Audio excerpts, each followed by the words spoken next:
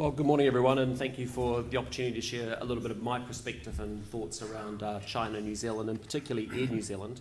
And I do think today is a really important day for us. I think it is a day for us to think about how can we do better and what can we do to go faster as New Zealand and can China. So again, thank you, Fran, for organising the day and setting it up, because I think it's a marvellous opportunity.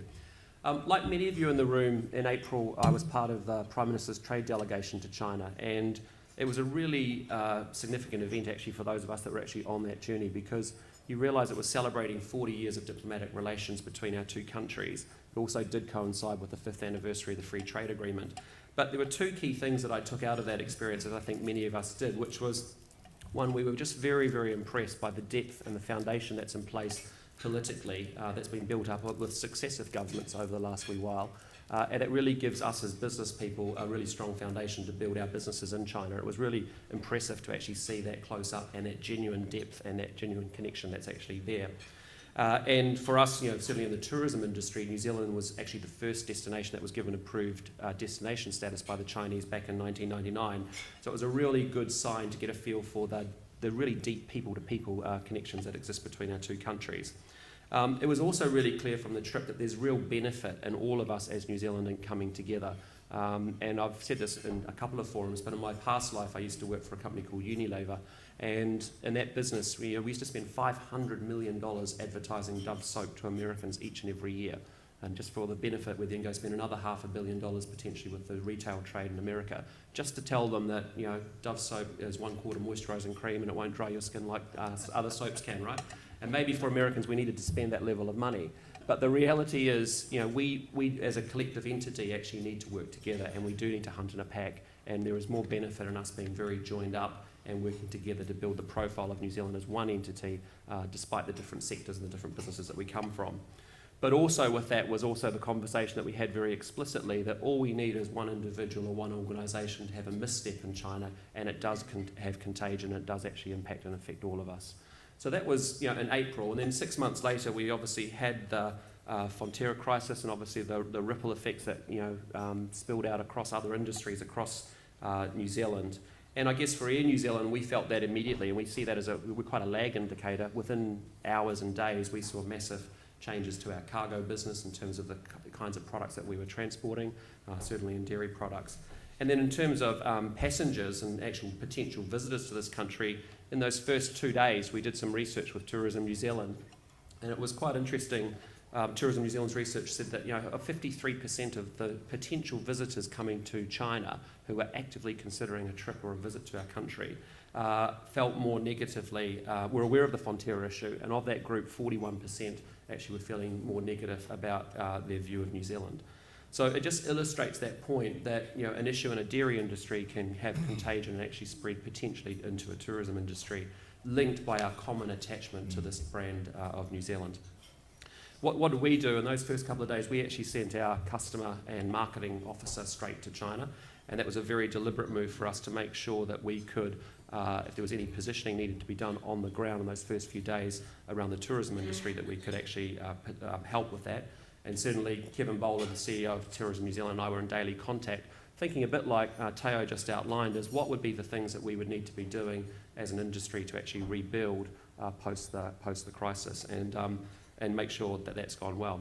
Now the really good news is that we actually haven't had any impact on our business, and in fact our China visitor numbers as a tourism industry continue to strengthen, and we've had no loss of momentum in all of that. But I think it is genuinely the theme of this conference as we talk about a wake-up call.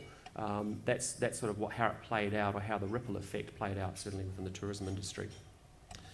I can talk a little bit about Air New Zealand and crisis management, because I think there's some insights or some learnings there for us, is that given the scale and the nature of our business, and certainly many of you will be aware over the 73-year history of some really great highs and some really low lows for us, but we have learnt some very valuable lessons around crisis communications and about reputation management, and specifically the need to be well prepared in advance, to move swiftly and communicate very openly and very honestly and effectively in a crisis. And so again, for us as a business, it's been a wake-up call, because it's encouraged us to go and look at the processes we have in place in China, And we've actually made some changes to our approach in that market. So we've appointed a different PR agency that is better equipped to deal with a potential major incident within our business. And we're certainly working we've worked really hard to define the lines of communication between our local staff in China and those in our head office here in New Zealand. And we've also recognised the need to actually step up our ambition, and I think a little bit about what Minister Grosser was talking about making sure we have the resources to actually engage deeply and properly with local and central government in China as well. We are really proud to be the national carrier, and we're very conscious that we have New Zealand in our brand name, and so we're under no illusions that an airline incident can certainly impact our business, it can certainly impact the tourism industry, and as we've just seen, it can certainly impact many of you and your businesses by virtue of our common attachment to the New Zealand brand. So we do have a huge responsibility to be incredibly well prepared for anything that could happen. And I was really impressed when Teo and John Wilson actually came and spent some time with us at Air New Zealand and wanted to have a really frank and open discussion about what is it that they could learn from our experience around crisis communications and management procedures and the learnings that we've had over the years. And if you think about it, I do think we have world-class crisis management and communication systems in place, and we do that very consciously. We actually practice 2 to 3 times a year simulated events. We make them organisational wide, and we actually go into full lockdown mode and actual practice what our response times actually are and how we're actually responding to events. In the last few years, we've had the tragic loss of our men and our aircraft at Perpignan in France. We've had an attempted hijacking of a domestic aircraft. We've had emergency landings. We've had the Christchurch earthquakes, and our our family assistance team have then helped out, obviously in the wake of the Pike River tragedy as well. So, we've had a lot of experience in crises in general. We certainly don't have all the answers, but I think it's been really great to be able to share those. And I think I really do admire Fonterra and Teo for taking a very collaborative approach to say what can we learn from each other as we've had a very open conversation about that. And I think that's the opportunity for all of us in this room, representing so many different businesses and so many different industries with such different experiences, to say how can we collectively share and really be upfront and have the real conversations based on trust so we can actually all maximise and get up the learning curve. The one thing I'd say about the crisis communications, which is really something that we're thinking very deeply about, is that the power of social media in these crises is phenomenal. We saw it obviously in Weibo on the Fonterra issue, but a better example for me actually in the airline industry was brought home recently with the Asiana crash in San Francisco, which many of you will be aware of. What was amazing about that was within 30 seconds of that incident, the first photo appeared on Twitter. Within 17 minutes, the first photos appeared on Facebook, Twitter and Path from a passenger that was on board that aircraft. It took 2.5 hours for the airline to actually put a press release up on its US site, and ultimately took 12 hours for it to actually have all its social media platforms updated. So it's just a really startling reminder that we need to be really well prepared and really well versed for that, because in that intervening period, the damage that's done reputationally, and the reality is it went global immediately, right? It's not a US issue that a press release on a US website is sufficient. It actually became a global issue incredibly quickly, incredibly fast. So, a little bit of a diversion, but the importance of social media I think is really important. We talk about a wake-up call as a theme for the day, and certainly making sure we've got the processes and procedures in place as we've been talking about around crisis communications and management is really important. But actually the bigger issue, as Teo was talking about, is the rebuild and the recover, is what are we going to do to restore trust and importantly build and strengthen our respective businesses in China to actually convert and to really make the opportunity. Because, and I'd like to sort of share maybe 3 learnings or 3 insights from the Air New Zealand experience that we've been learning about where we've got it right and where we've got it wrong, that maybe you can sort of reflect on and think about application to your respective businesses. The first thing is that we've learnt is the power of having local staff connected to the market and to the stakeholders in China. Air New Zealand launched into China 8 years ago. We were the first airline to run mainline services between mainland China and New Zealand, and that was back in Shanghai to Auckland back in 2006. And getting noticed in China and actually establishing and maintaining a solid reputation for safety and service, is an ongoing process for us, obviously, in our brand. The key things that we've learned is that we have uniquely established a Shanghai crew base of about 130 people in China, and we have certainly one of the largest foreign crew bases in China.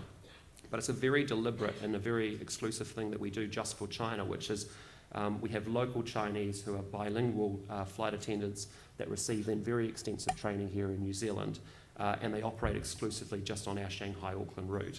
And that's so that they can help make local customers, who are 91% of the visitors to New Zealand from China are coming on their very first visit to this country, right?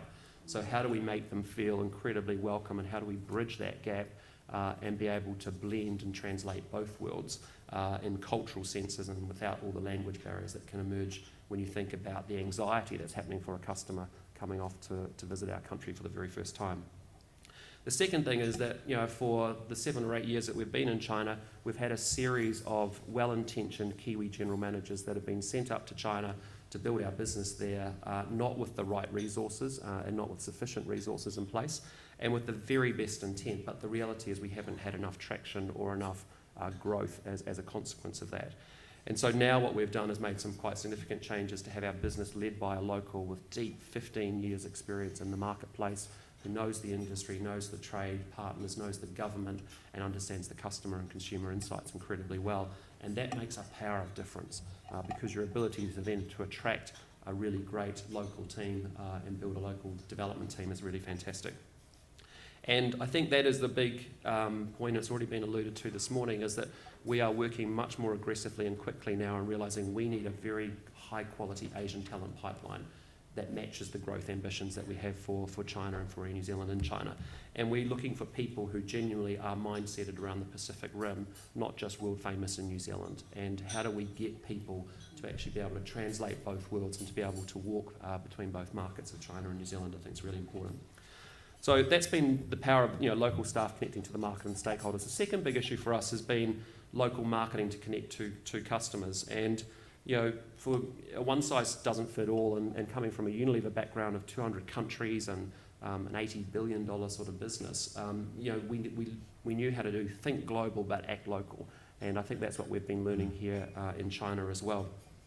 And it's really arrogant when you think about the amount of brand budgets that we have to actually think that we can make a big impact on our own. And so a big focus for us has actually been on finding the right quality brand ambassadors for New Zealand, working with Tourism New Zealand and Air New Zealand together, to actually find the right influencers that can build the profile of the country incredibly well, and we can leverage the equity and the scale that they have with their followers. So, we've partnered with a lot of folk from China in the room, with Li Bingbing, a television actress. We've got a television presenter, Kevin Tsai, who's been very involved with Air New Zealand and Tourism New Zealand, and obviously the award-winning actress Yao Chin as well, to showcase New Zealand as a destination.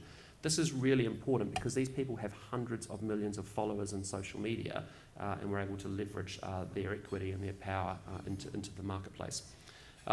We've actually sponsored a show called a dating show. I don't know if any of you know this show called You're the One. It's an absolutely tragic concept. It's one guy who has to impress 24 girls, and hopefully there's a love connection that takes place. And it's hosted by a guy who looks a bit like me. It's another bald guy with some glasses. But it is a really incredible show. 300 million people watch the show every day. And so we've actually filmed episodes of that show down here in New Zealand, and it's been incredibly successful. But it's a great way in which we're having to not just build it on our own, but actually borrow equity from obviously key influencers and people who have currency within China popular culture. And then I think the third thing for us is, we need product delivery to meet our customers' expectations. And this is a comment from an industry perspective as much as from an Air New Zealand perspective, but when we interview and research with Chinese customers or visitors to New Zealand, and what they're really looking for is very real and very authentic, up close and personal experiences with our people, with our culture, with our lifestyle, and certainly with our environment as well. And therefore, quality control is not just a dairy industry issue, it's actually also a tourism industry issue.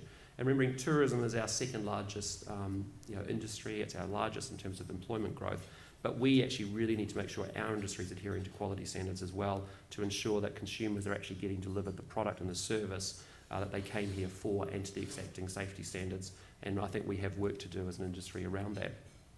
The biggest challenge for us as an industry is actually making sure Chinese visitors to our country get that real Kiwi experience. The reality is they come for 3 to 4 days. We need them to come and experience the country, have more interaction with our people and our environment over a 7-day period, 10-day period, to get the most out of their visit. And so we've been doing a lot of things to try and actually encourage that, and that's started to happen in the last 12 months, which is incredibly exciting. I think we as an industry need to take more responsibility for better understanding the needs of the growing Chinese tourist market and exceeding these needs.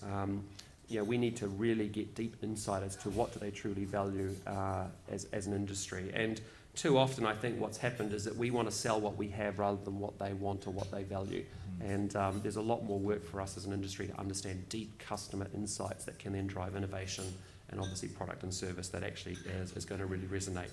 And the reality is, as Minister Grace has said again, if we don't get our act together on that and actually don't seize on that opportunity, there's lots of other competitive destinations to actually be able to go away and for them to look at as well. So the last thing that I'd say in closing is that if I think about China and I think about it as a tourism industry perspective, it's a market that's experiencing exponential growth in just staggering numbers. In our tourism industry, inbound visitors from China has risen by around 85% in the past 5 years to 230,000 visitors. If you look at the next 5-year projections where outbound travel from China will increase 5-fold, you've got to get your head around the thought that we could potentially, at some point in time, have up to 1 million Chinese visitors into this country. And so the question for us is, it's an exciting opportunity. It is a really exciting time, as I believe, as we witness this once in a generational shift of power to the Pacific. For us to be in New Zealand and to be New Zealanders, it's a really exciting place for us to be. And the question ultimately is, are we up for it? Are we going to convert it? And actually, are we going to realise the opportunity? Because it is actually up to us, and we'll get what we ultimately deserve as New Zealand Inc. and as a bunch of industry sectors. So that's all I really want to say. Hopefully you've got one or two thoughts out of it. But finally, also, while I've got so many in the room, thank you for your support of Air New Zealand. We do appreciate it. It's only possible that we can keep the business moving in the way that we are because of the support that we have from many of you in the room. So appreciate it. Thank you.